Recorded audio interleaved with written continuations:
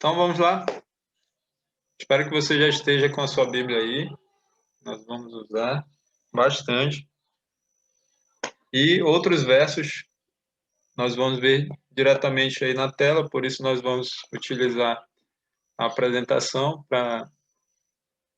por uma questão de didática e também de tempo, né? Se a gente for procurar todos os textos na Bíblia, vai levar muito tempo, então a gente apresenta aí na tela alguns textos, outros nós vamos ler diretamente na Bíblia. Mas você pode anotar aí os textos, não precisa ser agora, você pode anotar depois, porque essa mensagem ela está sendo gravada e eu vou colocar depois no meu canal, tá bom? Então vocês vão poder reassistir lá se assim quiserem. Então vamos lá, vamos orar? Convido você a fechar os olhos e a levar o seu pensamento a Deus. Oremos. Senhor nosso Deus, nosso Pai, nós somos gratos ao Senhor pelas muitas bênçãos que o Senhor concede a cada um de nós, especialmente porque temos vida e saúde e porque o Teu Espírito ainda tem falado aos nossos corações e foi Ele quem nos conduziu até aqui e é dele que nós pedimos sabedoria, entendimento espiritual, nos dá também concentração, nos dá o entendimento da Tua palavra para que tudo que for falado aqui seja compreendido. Nos ajuda a entender esse tema tão importante a respeito do juízo investigativo e como nós estamos envolvidos nessa questão, porque é importante nós conhecermos a respeito desse assunto, possamos ter esse entendimento nessa noite através dessa mensagem. Abençoe todos aqueles que vão assistir depois também no YouTube, que o Senhor dê a eles esse mesmo entendimento, essa mesma compreensão. Também pedimos o perdão dos nossos pecados e que o sangue de Jesus, teu Filho, nos purifique de todo pecado. No nome dele nós pedimos e agradecemos. Amém. Tudo bem, meus amigos? Então, o tema da mensagem é o grande juízo investigativo e essa mensagem vai ser dividida em duas partes, porque é um tema bem amplo, né? Então, eu resolvi dividir em duas partes para não ter que resumir muito e aí ficaria alguma coisa importante de fora. Então, por isso eu decidi dividir em duas partes, tá bom? E aí você vê na imagem Jesus, uma pessoa ali, né, diante de um anjo com um livro, e você vai entender, à medida que nós formos estudando aqui, você vai entender essa cena, né? Mas ela tem a ver com esse juízo investigativo.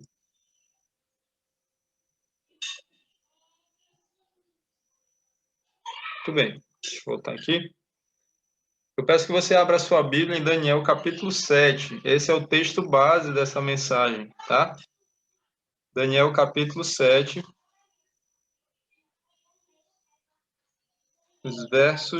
Nós vamos ler os versos 9 e 10.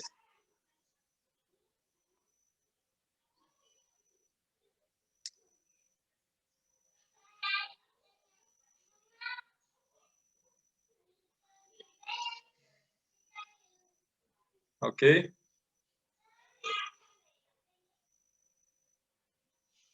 Daniel 7, 9 e 10. Diz assim, ó, na minha Bíblia, versão Almeida, revista e atualizada. Continuei olhando até que foram postos uns tronos, e o ancião de dias se assentou. Sua veste era branca como a neve, e os cabelos da cabeça como a pura lã. O seu trono eram chamas de fogo, e suas rodas eram fogo ardente. Um rio de fogo manava e saía de diante dele. Milhares de milhares o serviam, e miríades de miríades estavam diante dele. Assentou-se o tribunal e se abriram os livros. Assim, meus amigos, foi apresentado a visão do profeta Daniel, o grande e solene dia em que o caráter e vida dos homens passariam em revista perante o juiz de toda a terra, e cada homem seria recompensado segundo as suas obras, como diz a palavra de Deus. O ancião de dias aqui é Deus, tá? O Pai. Esse nome é uma referência à sua eternidade. Diz o salmista, lá no Salmo 90, verso 2: Antes que os montes nascessem, ou que tu formasses a terra e o mundo, sim, de eternidade a eternidade, tu és Deus. Então, o nome Ancião de Dias é uma referência à eternidade de Deus, né? Então, representa ali Deus Pai. Então, Deus Pai, ele está participando desse juízo, tá? Desse tribunal. É ele que deve presidir ao juízo. É Deus, o Pai, quem preside o juízo. Esse julgamento, ele tem testemunhas também. Aqui no verso 10 que nós lemos, diz assim: milhares de milhares o serviam e miríades de miríades estavam diante dele. Esses milhares de milhares e milhões de milhões, ou como diz aqui na minha versão, miríades de miríades, são os santos anjos. E eles são as testemunhas que assistem a esse grande tribunal. Acompanhe agora os versos 13 e 14.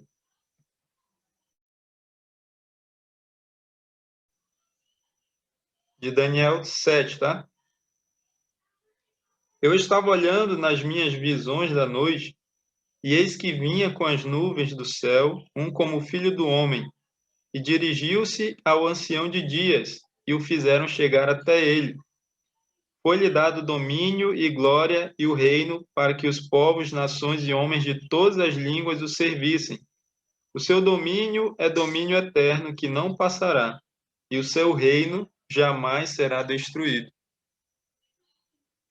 Então veja, essas palavras aqui do verso 13, elas parecem, né, muito com a descrição da segunda vinda de Jesus.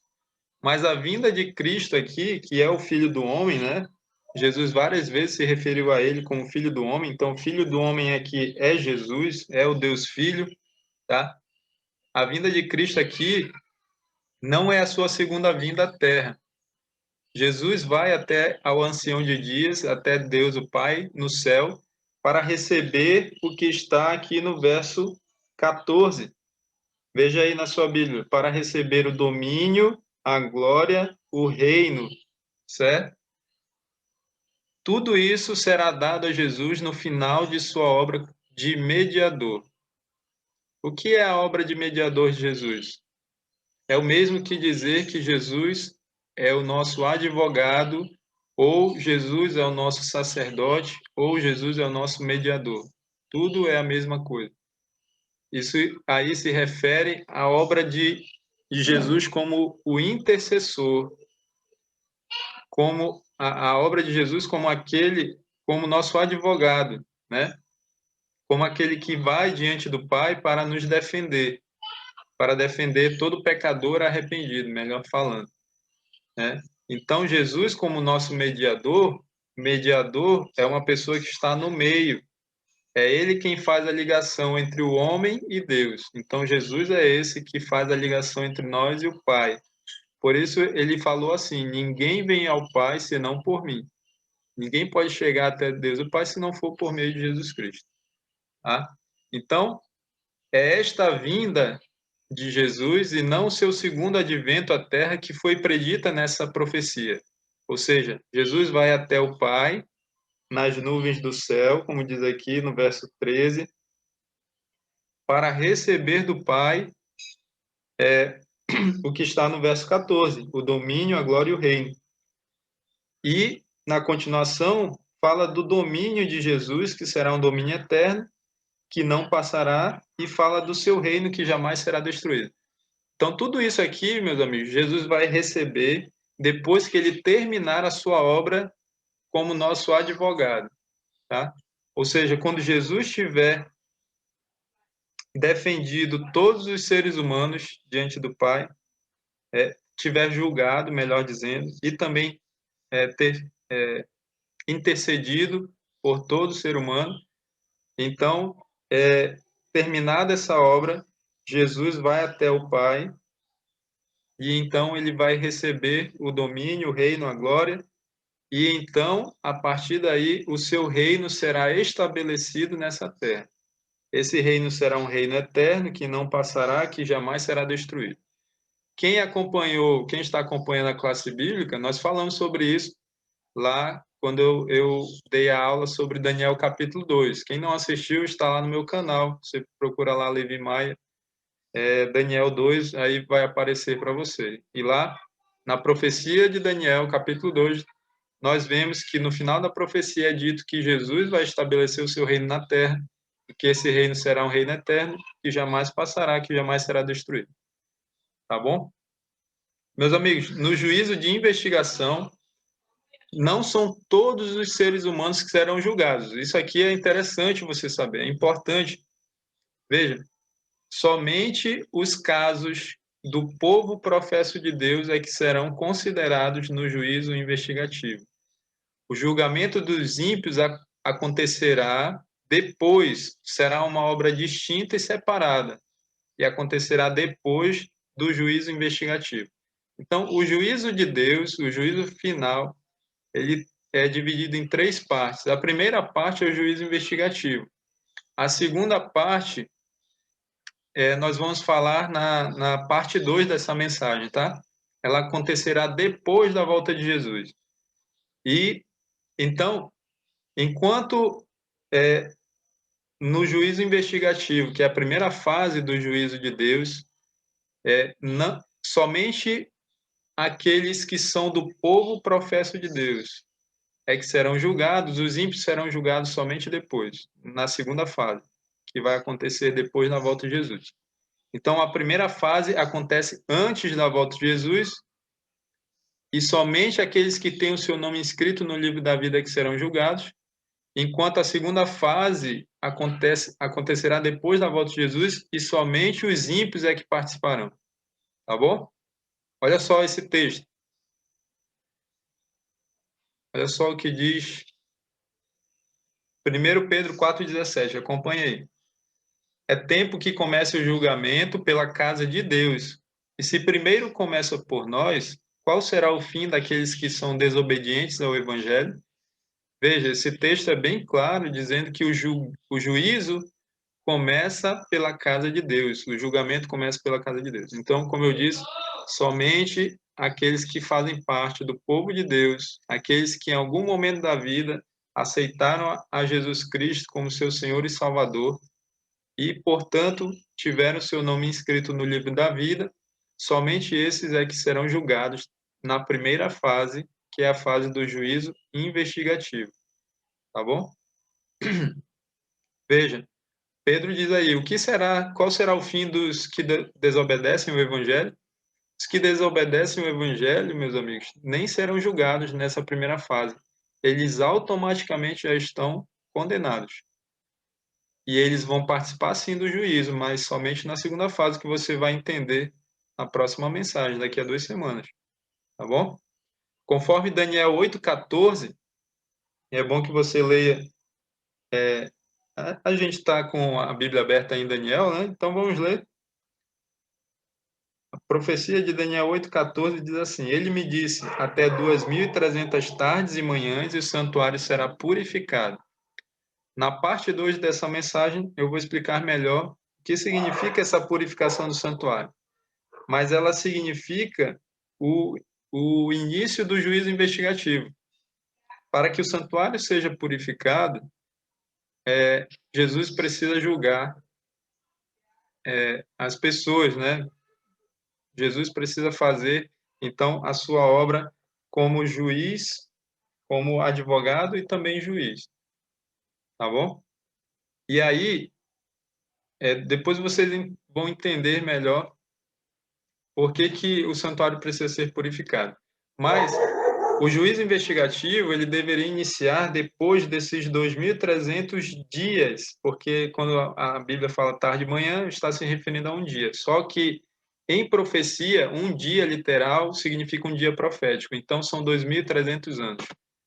Depois desses 2.300 anos passados, né, esses 2.300 anos, o juízo investigativo seria iniciado. lá no céu, no santuário celestial. Quando que isso se cumpriu? Em 1844, tá? Então, em 1844, findaram os 2.300 anos proféticos, segundo a profecia de Daniel 8,14, e o santuário começou a ser purificado. Isso significa que Jesus começou a julgar a humanidade. Então, ali, Jesus como nosso grande sumo sacerdote, assistido pelos anjos celestiais, que são as testemunhas, ele entrou no lugar santo, no Santo dos Santos do Santuário Celestial, e aí aqui a gente não tem como explicar os detalhes, mas você encontra isso no Santuário Terrestre. O santuário, lá, uma vez por ano, o sumo sacerdote entrava no santuário, no Santo dos Santos, ou lugar santíssimo, tá? E ali acontecia o dia da expiação, ou o dia da purificação. Você vai entender isso melhor se você estiver em algumas das minhas classes bíblicas. Tem um estudo lá sobre o santuário terrestre e tem um estudo sobre o juízo final. E aí você vai entender melhor. Se você quiser adiantar logo esse estudo, você pode entrar em contato comigo que eu envio as lições, tá bom? Mas, então, Jesus, a partir de 1844, sai do lugar santo, do santuário celestial, e entra no lugar santíssimo. E ali ele comparece à presença de Deus a fim de se entregar aos últimos atos do seu ministério em prol do homem. Ou seja, realizar a obra do juízo de investigação e fazer a purificação do santuário celestial. O santuário celestial, ele está contaminado. O santuário celestial fica lá no céu, meus amigos. É a morada de Deus, é onde fica o trono de Deus. Como é que ele pode estar contaminado? Ele está contaminado não porque o céu seja um lugar imperfeito. O céu é perfeito. Porém, os nossos pecados estão registrados lá no céu. Esse registro é feito em livros, tá? Os livros de registro no céu, nos quais estão relatados os nomes e ações dos homens, devem determinar a decisão do juízo.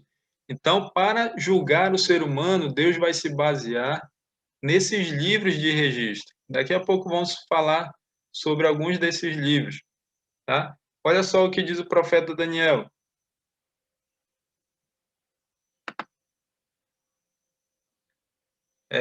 Voltando aqui no texto, Daniel 7, verso 10, que nós lemos no início. Só o finalzinho, diz assim, ó: assentou-se o tribunal e se abriram os livros. Veja, então, Daniel afirma, né? Ele viu livros sendo abertos e esses livros são utilizados para o julgamento, ok? Olha o que diz João, que escreveu o Apocalipse, né, inspirado pelo Espírito Santo. Abriu-se outro livro, que é o livro da vida, e os mortos foram julgados pelas coisas que estavam escritas nos livros, segundo as suas obras. Então, João também confirma que no juízo de investigação, Deus se utiliza de livros. E nesses livros estão registrados, né, as nossas obras. E aqui, em especial, João, ele cita um desses livros, né, que é o livro da vida. O livro da vida, meus amigos, contém os nomes de todos aqueles que já entraram para o serviço de Deus, de todos aqueles que aceitaram Jesus como seu Senhor e Salvador. Eu já falei isso anteriormente, estou repetindo só para que fique bem claro. Acompanhe esses textos bíblicos. Olha só. Alegrai-vos antes por estarem os vossos nomes escritos no céu. Isso foi o próprio Jesus que falou aos discípulos, está em Lucas 10, 20. Paulo fala de seus fiéis cooperadores, cujos nomes estão no livro da vida. Isso está em Filipenses 4, 3. Daniel, olhando através dos séculos para um tempo de angústia qual nunca houve, declara que se livrará o povo de Deus, todo aquele que se achar escrito no livro. E João, no Apocalipse, diz que apenas entrarão na cidade de Deus aqueles cujos nomes estão inscritos no livro da vida do Cordeiro. Esses textos estão em Daniel 12, verso 1 e Apocalipse 21, 27. Então, esse é um dos livros que Jesus, né, Deus e Jesus utilizam ali no juízo de investigação. Um outro livro agora, meus amigos, é o livro Memorial. Abra sua Bíblia aí em Malaquias, capítulo 3. Você aí está em Daniel, é só passar um pouco aí. Malaquias é o último livro do Antigo Testamento. Então, se você chegar no Novo Testamento, chegar em Mateus, Marcos, Lucas, você tem que voltar. E aí você vai para o último livro do Antigo Testamento, é Malaquias capítulo 3, verso 16. Aqui, Malaquias fala do livro Memorial, olha só. Então, os que temiam ao Senhor falavam uns aos outros. O Senhor atentava e ouvia. Havia um memorial escrito diante dele para os que temem ao Senhor e para os que se lembram do seu nome. Olha só. Havia um memorial escrito diante de Deus para os que temem ao Senhor e para os que se lembram do seu nome. Vamos entender um pouco mais a respeito do livro Memorial. Neemias, né? A isto se refere quando diz: Deus meu, lembra-te de mim e não risques as beneficências que eu fiz à casa de meu Deus. Isso está lá em Neemias 13, 14. O que é registrado nesse livro memorial, meus amigos? No livro Memorial de Deus, toda ação de justiça se acha imortalizada. Ali, toda tentação resistida, todo mal vencido, toda palavra de terna compaixão que se proferir, acham-se fielmente historiados. E todo ato de sacrifício, todo sofrimento e tristeza suportado por amor de Cristo, encontra-se registrado ali. Diz o salmista: Tu contaste as minhas vagueações, põe as minhas lágrimas no teu odre, não estão elas no teu livro? Salmo 56, verso 8. Então veja, até mesmo as lágrimas que nós derramamos por sofrimentos e tristezas suportados por amor de Cristo são registradas no livro memorial. Então, meus amigos, toda vez que você pratica um ato de justiça, esse ato de justiça é registrado no livro memorial. Toda vez que você resiste a uma tentação, o anjo relator escreve e isso é escrito ali no livro memorial. Toda vez que você vence algum mal, isso é escrito ali. Toda vez que você pratica um ato de compaixão, isso é registrado ali. Então, esse é o livro memorial. É um segundo livro que Deus vai utilizar para julgar, para nos julgar, né? Um terceiro livro é o livro dos pecados. Existe também um relatório dos pecados dos homens.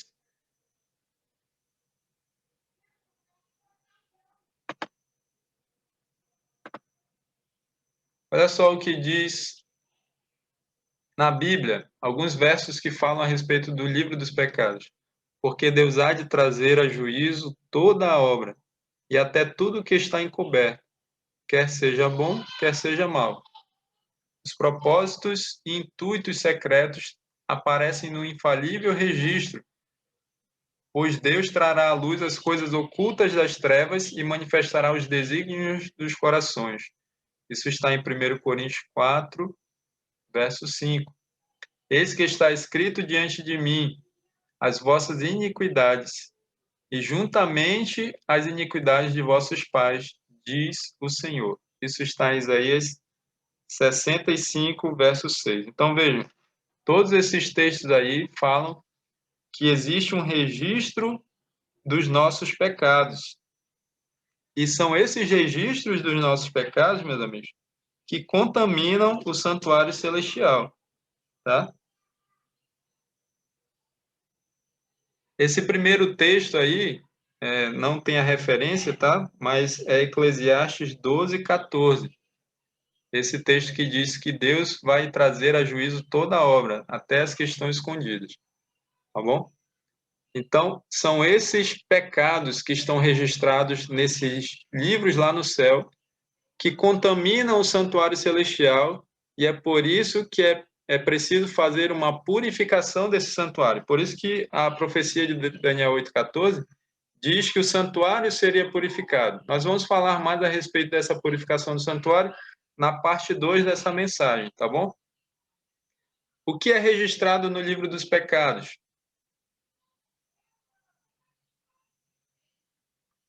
Olha só, acompanha aí.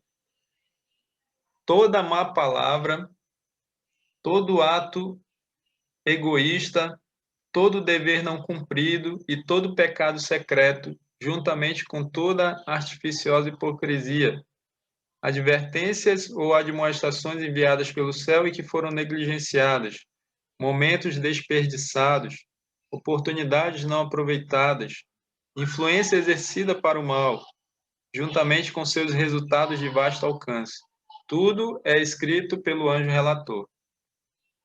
Então, meus amigos, vejam, a obra de cada homem passa em revista perante Deus e ela é registrada pela sua fidelidade ou infidelidade. Ao lado de cada nome nos livros do céu estão escritos todas essas coisas aí que nós vimos.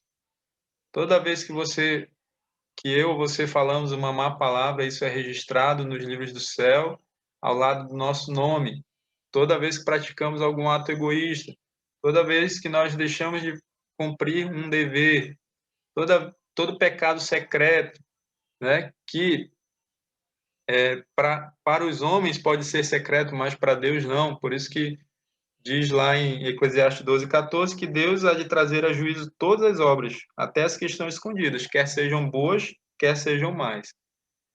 Toda hipocrisia, toda vez que alguém rejeita uma oportunidade vinda de Deus para a sua salvação, então tudo isso é registrado, meus amigos. Então olha só como isso é sério, né? Isso é muito sério, meus amigos. Nós temos que tomar muito cuidado com o que nós temos feito com a nossa vida. Se todas as pessoas soubessem da sua responsabilidade diante de Deus, de que serão julgadas, talvez agiriam de forma diferente. E nós temos que ter isso sempre em mente, que nós seremos julgados por Deus algum dia. Qual é a norma do juízo, meus amigos? Qual é a lei que Deus vai utilizar? A lei de Deus é a norma pela qual o caráter e vida aos homens serão aferidos no juízo. Diz o sábio, acompanhe na tela: teme a Deus e guarde os seus mandamentos, porque este é o dever de todo homem. Porque Deus há de trazer a juízo toda obra. Eclesiastes 12, 13 e 14. O apóstolo Tiago admoesta seus irmãos: assim falai e assim procedei, como devendo ser julgados pela lei da liberdade. Tiago 2, verso 12. Então, a lei de Deus é a norma do juízo. Meus amigos, os que no juízo forem considerados dignos terão parte na ressurreição dos justos. Disse Jesus: os que forem ávidos por dignos de alcançar o mundo vindouro e a ressurreição dos mortos são iguais aos anjos e são filhos de Deus, sendo filhos da ressurreição. Lucas 20, 35 e 36. E novamente ele declara que os que fizeram bem sairão para a ressurreição da vida. João 5, 29. Os justos mortos não ressuscitarão senão depois do juízo investigativo, no qual eles serão considerados dignos da ressurreição da vida. Essa ressurreição da vida, meus amigos, vai acontecer na volta de Jesus. Então, aqueles que forem julgados por Deus no juízo investigativo e forem considerados dignos da ressurreição da vida, aqueles que já morreram, né, no caso, eles vão participar da primeira ressurreição, que é a ressurreição da vida. Ou seja, a morte não é o fim para aqueles que servem a Deus, para aqueles que amam a Deus. A morte não é o fim, porque estes serão julgados e serão absolvidos, serão justificados diante de Deus, e eles serão ressuscitados quando Jesus voltar. Louvado seja Deus por isso. E mesmo se nós morrermos antes de Jesus voltar, nós podemos ter a esperança da ressurreição na volta de Jesus. Jesus, meus amigos, aparecerá como seu advogado, a fim de defender você perante Deus. Olha só o texto, 1 João capítulo 2, verso 1. Se alguém pecar, temos um advogado para com o Pai, Jesus Cristo justo. Outro texto, porque Cristo não entrou no santuário feito por mãos, figura do verdadeiro, porém no mesmo céu, para agora comparecer por nós perante a face de Deus. Olha só, Jesus comparecendo diante do Pai para nos defender, né, para interceder por nós. Isso está em Hebreus 9, 24. Hebreus 9, 25 diz, portanto pode também salvar perfeitamente os que por ele se chegam a Deus, vivendo sempre para interceder por eles. Esse verso está falando de Jesus. Jesus pode salvar perfeitamente todos os que se chegam a Deus por intermédio dele. Por quê? Porque Jesus vive sempre para interceder por nós. Meus amigos, nosso tempo está finalizando, eu preciso correr aqui, mas eu preciso dizer para vocês que, ao abrirem-se os livros de registro no juízo, é passada em revista perante Deus a vida de todos os que creram em Jesus, os que têm o seu nome escrito no livro da vida, como eu já falei. Começando pelos que primeiro viveram na terra, ou seja, desde Adão e Eva. Nosso advogado apresenta os casos de cada geração sucessiva, finalizando com os vivos. Então, Jesus começou o julgamento lá por Adão e Eva, e de lá ele vem passando por cada geração até chegar em nós que estamos vivos. Todo nome é mencionado, cada caso é minuciosamente investigado. Ninguém vai se salvar injustamente, também ninguém vai se perder injustamente. Aceitam-se nomes e rejeitam-se nomes. Ou seja, não é porque você tem o seu nome inscrito no livro da vida que isso garante a sua salvação. Alguns nomes serão aceitos, outros serão rejeitados.